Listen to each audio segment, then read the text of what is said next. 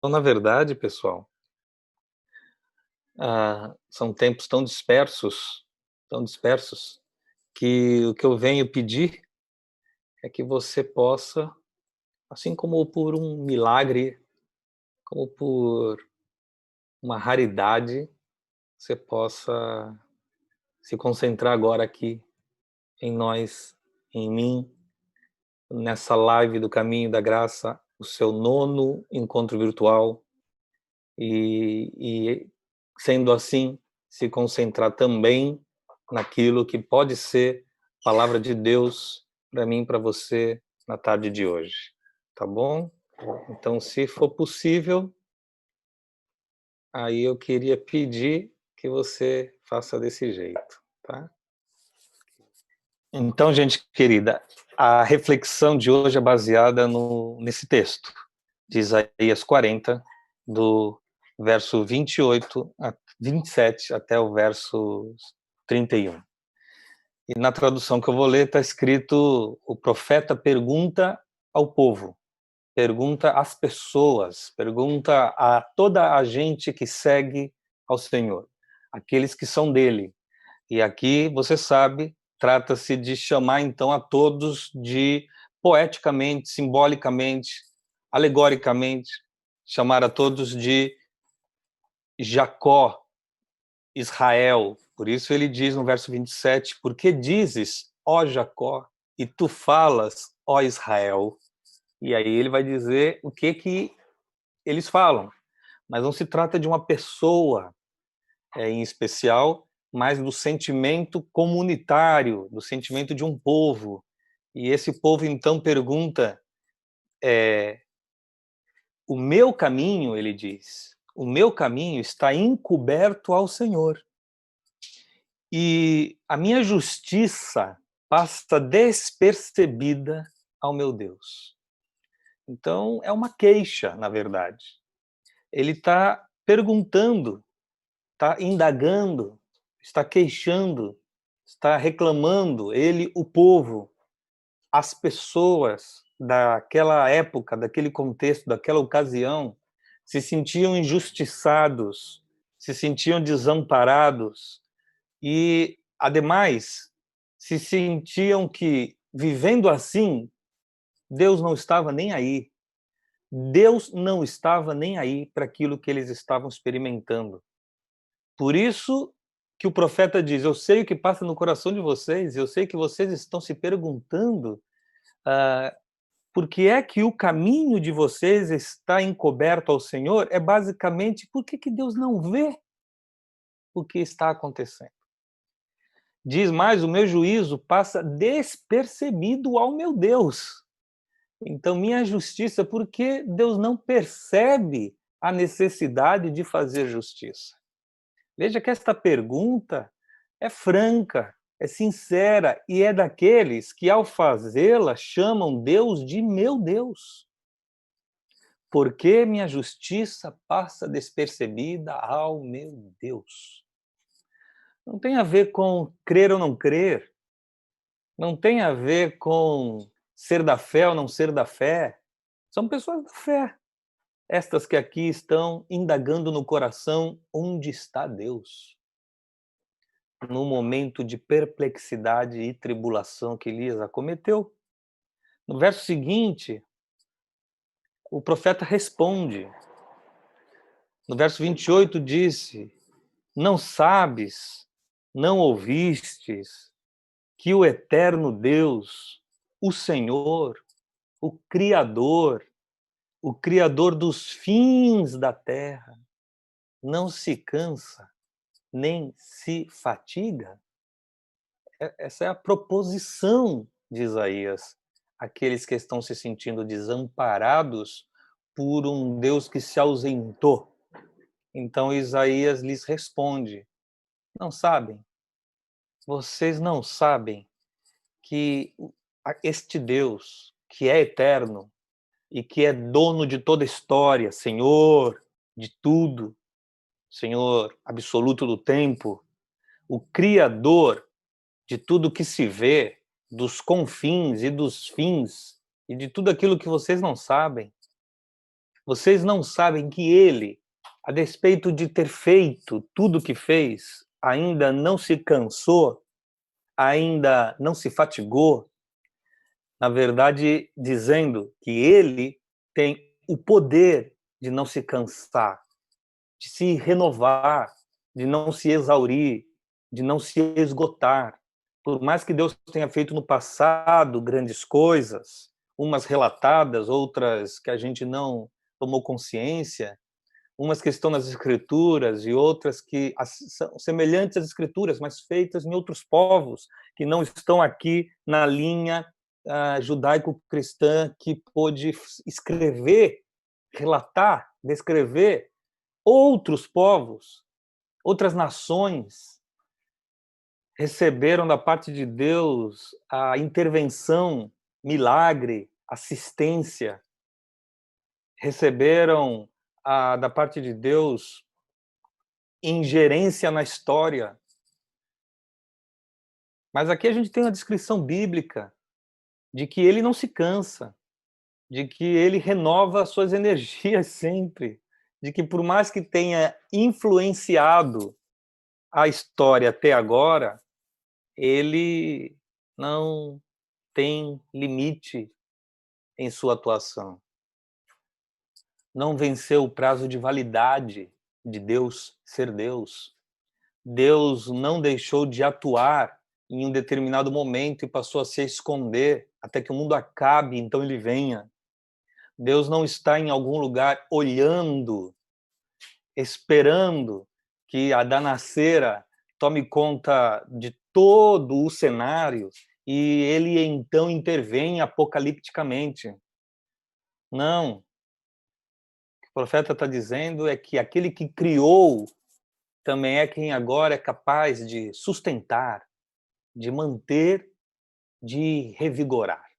Porque ele mesmo não para nunca de ser agente de sua própria criação.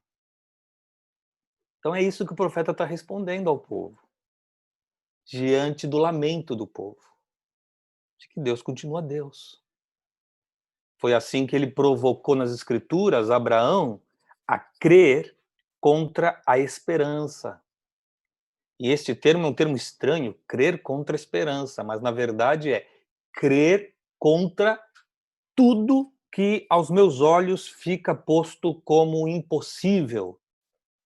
É isso que é crer contra a esperança, é dar um passo a mais de esperança, aonde, pela lógica, a esperança já devia ter sido perdida. E é assim que viveram todos os que em Deus perseveraram em fé, sabedores de que Ele intervém na nossa história. E daí, qual é a forma especial de Deus intervir? E daí, qual é a forma especial de Deus mudar contextos? Qual é a forma que o texto diz que ele se dá a conhecer e a se deixar perceber como aquele que, olha, estou aqui. E eu vou ler e não vejo Deus aparecendo no meio das nuvens. Eu vou ler e não vejo Deus criando aí leitos inexistentes para outros, para os portadores de insuficiência respiratória, tais quais as que a gente tem hoje por conta da Covid-19. Eu vou ler e não vejo nenhuma intervenção fatal que elimine o mal, que arranque logo do nosso meio aquilo que aquilo que nos ameaça, o vírus que hoje nos ameaça, não somente ele, mas tudo aquilo que por conta dele se tornou e tornou a vida extremamente perigosa. A vida sempre foi perigosa, mas agora ela é muito mais visivelmente perigosa. Mas daí que a gente fica vendo a contabilidade das porcentagens de leitos disponíveis, como vai diminuindo. E o medo vai se impondo. Daí que a gente fica vendo como é que que as coisas vão acontecendo de um modo, estava procurando aqui vocês para ver se vocês estão assistindo. Como é que as coisas vão acontecendo de um modo que a gente pensa: "Meu Deus, está tudo se perdendo mesmo. Está tudo se perdendo e no fundo, no fundo, no fundo, cada notícia triste que se acumula sobre a seguinte notícia triste,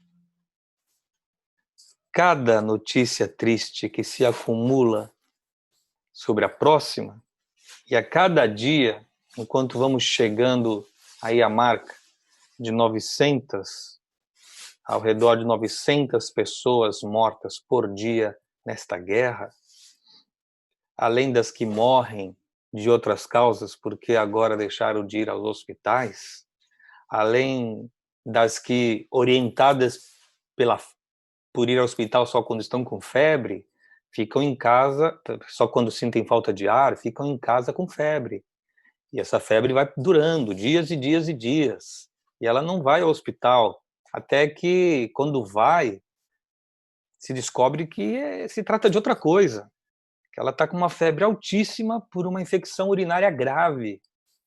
E daí tem gente morrendo de septicemia, de infecção generalizada, porque tinha uma outra doença. E nós estamos todos concentrados na guerra contra esta enfermidade que é pandêmica. Mas as outras doenças não pararam. As pessoas estão infartando, as pessoas estão tendo derrames, AVC, as pessoas estão tendo mais propensão aos vícios que já possuíam, mas que agora, com a quebra da rotina, elas estão aí mais disponíveis ao alcoolismo, mais disponíveis às drogas, a fumar sem parar e desgraçadamente. Desse modo, a gente vai vendo um, um, um desabar das coisas ao nosso redor e na vida de alguns dentro de casa, porque isso tem influências dentro de casa. Daí que já tem gente que não suporta mais estar junto. Daí que tem gente que descobriu que nunca esteve junto e só agora, estando junto em função de um isolamento, uma quarentena, ou a pessoa ela nem quer estar em quarentena, mas está tudo fechado, então eles ficam ali dentro, olhando um para a cara do outro e descobrem que eles não têm mais nada a ver um com o outro. Então isso também está acontecendo. Então a morte está acontecendo de muitos modos. É tempo de deixar-se, de abraçar, como está escrito em Eclesiastes, e esse tempo não tem como não ser ruim. É um tempo ruim. Esse tempo será lembrado como um tempo muito ruim.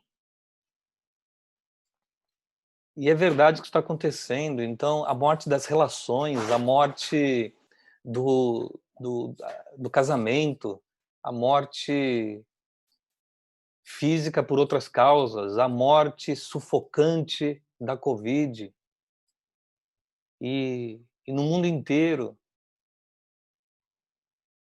É esse tempo que estamos vivendo, não é? Um tempo difícil, difícil. Meus amigos que enfrentaram o coronavírus, tem gente aqui na reunião que já adoeceu, fica sempre com aquela percepção, com aquele sentimento, como será que se dará a manifestação dessa enfermidade em mim ou nos meus? Será, como quase sempre é, um, uma, uma contaminação tranquila em seus sintomas, ou ela vai repercutir de uma forma mais negativa, porque alguns de nós aqui carregam outras doenças crônicas, inclusive? Será que vai se dar como na família de uma aluna minha, todo mundo pegou, todo mundo ficou em casa, todo mundo passou, sem ninguém ficar internado? Ou vai se dar como uma outra amiga que internou pai e mãe e na UTI por 15 dias, um sufoco danado ver o paizinho dela, ela relatou, por 15 dias ali isolado. Então, quer dizer, não podendo estar com ele. E naquela condição, é claro que ou ele tem em si mesmo um recurso espiritual para lidar com isso, ou o isolamento, como disse uma outra colega, que passou 10 dias isoladas, o isolamento pode ser uma coisa horrorosa, num leito, num quarto branco, que alguém te olhava só pela fresta, pela janelinha de vidro, assim, quadradinho de vidro, e ela lá dentro, vivendo aquilo, solitariamente, sozinha. Então, seja pela ocorrência da tribulação, ou seja pela ameaça dela, estamos vivendo esse tempo na qual se pergunta: será que minha situação está passando desapercebida de meu Deus? E eu estava perguntando como é então que Deus age? Como é que Deus age? Para além daquilo que ele faz, motivando a mudança da história, como é que Deus age em nós? Como é que ele age naquele que pertence a ele? Como ele age nesse ser que é você? E aí o profeta responde no verso seguinte. No verso seguinte é o verso, vou ver aqui, 29. É ele que, sendo forte, como é, verso 29, dá força ao cansado. E ele multiplica as forças ao que já não tem mais nenhum vigor. É ele quem dá força ao cansado e multiplica as forças aos que não têm nenhum vigor. Aí você pode pensar, puxa, mas isso eu me viro sozinho. Se o que Deus vai me dar é força, eu me viro sozinho. O profeta diz no verso seguinte a esse, 30, que não é assim, que até os jovens estão cansados, que até os moços estão fatigados e que eles todos estão caindo. Veja, o que ele está dizendo é que ele dá força àquele em que, ao receber força, só pode estar recebendo uma força sobrenatural. Porque, no âmbito geral, o pessoal está destituído de força. Quando o profeta fala que até os jovens se cansaram, ele está dando assim, como a coisa está feia. Porque aqueles que têm muito vigor, aqueles que têm energia e que deveriam estar plenos, já estão cansados. Então, nós vamos viver agora, na sequência dessa pandemia, uma pandemia de suicídios, que já vem resultado desta epidemia de depressões que o planeta enfrenta, que já promulgou a própria OMS que a depressão será a doença deste século. Bom, mas dadas as condições agora de ameaça à vida, de confinamento, de falta de expectativa, de diminuição das esperanças, de cansaço físico, espiritual, existencial,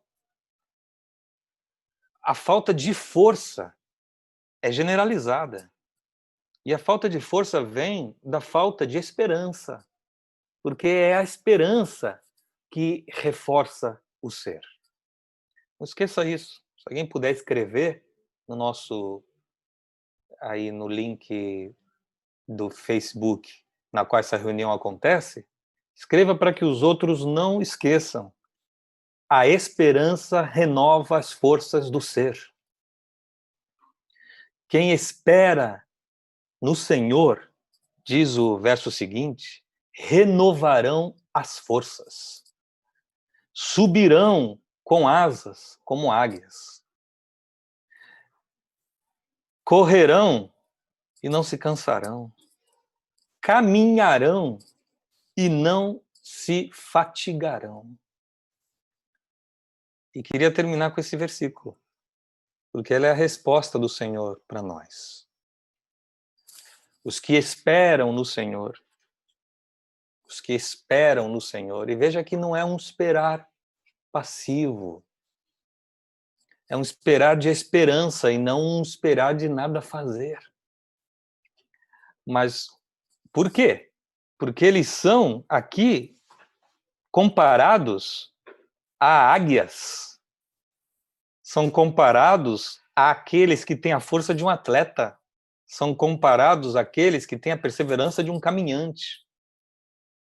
O que está sendo dito é que os que têm esperança no Senhor são os que renovam suas forças, são os que se abastecem do combustível do Espírito, são os que podem um pouco mais, são os que aguentam ir além, são os que não desistem no meio, são os que prosseguem apesar de. Estes são os que esperam no Senhor, os que sobem como águias. Está querendo dizer que o teto aumenta, porque você sobe mais, você vai além, você consegue enxergar acima das circunstâncias, você consegue ver a despeito das estatísticas, você vê salvação do outro lado do monte, aonde, olhando daqui de onde a gente vê, nada se vê, a não ser o tamanho da montanha de problemas diante de nós. Os que esperam no Senhor renovarão suas forças e subirão como águias, com asas como águias. Está escrito que correrão. Então, é gente que vai receber uma energia, vai renovar a energia interior de uma maneira que vai dar à vida um outro ritmo. Correrão sem se cansar. O que acontece depois que se corre é que se cansa. Está escrito aqui que até os jovens estão cansados da correria. Mas os que esperam no Senhor correrão e não se cansarão. Então, a vida ganha novos ritmos quando a gente espera no Senhor. E por fim, eles caminharão, que é aquela capacidade de perseverar-se caminhando, de caminhar em perseverança e não desistir um passo depois do outro, não importa por qual superfície. Às vezes é arenoso, às vezes é pedregoso, às vezes é tranquilo, suave, às vezes a sandália vai se sujando toda, se embrenhando de areia, vai ficando difícil, às vezes é dolorido caminhar. Mas os que esperam no Senhor, está escrito, não se fatigarão. Não se fatigarão. E eu não vim trazer notícia alguma diferente para você. Eu só fiz até agora a leitura do texto. Eu li Isaías 40, dos versículos 28 até os versículo 31. Foi o que eu fiz até agora com você. Eu li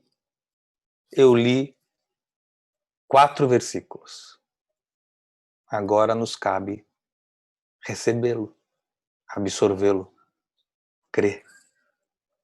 Ontem eu estava vendo aqui um neurocirurgião dando uma entrevista no chamado Mundo Pós-Pandemia da CNN, para 4 jornalistas.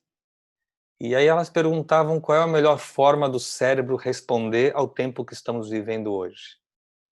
E ele disse que só passará por esse tempo com alguma saúde os que tiverem esperança. Ele usou exatamente essa expressão, esperança. Que é aquela que Hebreus, no verso 6, diz que é a âncora da alma. Que é aquela que Paulo diz em Coríntios que não acaba jamais, ainda assim, quando tudo acabar, o amor, a fé e a esperança sobrevivem. Ele disse que só terá algum equilíbrio possível os que tiverem esperança. Ele falou mais, o neurocirurgião Fernando Gomes, disse que ele mesmo não entra numa intervenção cirúrgica sem se conectar com seu Criador, usou essa expressão, não sou eu que estou traduzindo, sem fazer suas orações e então se saber ali instrumento de Deus. E aí ele diz que isso interfere no resultado do que ele está fazendo, porque ele se sente, então, cheio deste renovar de energia. E ele diz que eventualmente dá errado o procedimento e ele, como neurocirurgião, perde o paciente. Ele fazendo isso está dizendo que não questiona, na sequência ele diz, e não questiono. Não questiono porque eu estava preparado, razões outras conduziram aquilo a outro destino, que não a salvação física. Mas ele diz que faz, e até deu uma sugestão aos ateus, ele falou assim, aos que não creem. E disse como um agente público de saúde. Creiam em alguma coisa, ele falou. Se apeguem à natureza, então. Tá lá, quem quiser ver, na CNN, entrevista com o neurocirurgião Fernando Gomes. 2 horas de entrevista, a qual ele disse, creio, e aos que não creem, e que então poderiam perder a esperança, eu digo que creiam que isso aqui tem que fazer algum sentido.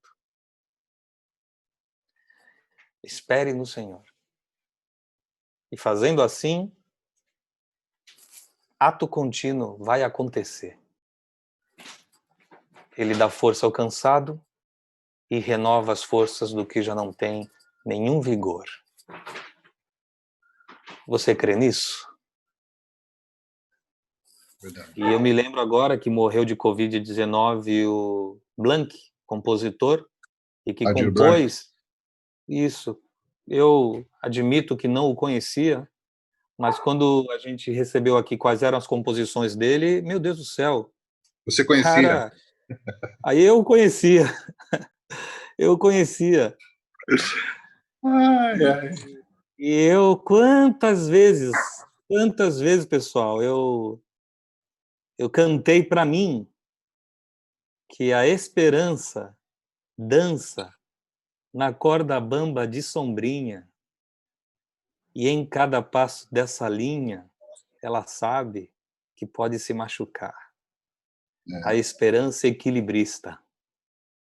Daí que esta é a nossa esperança.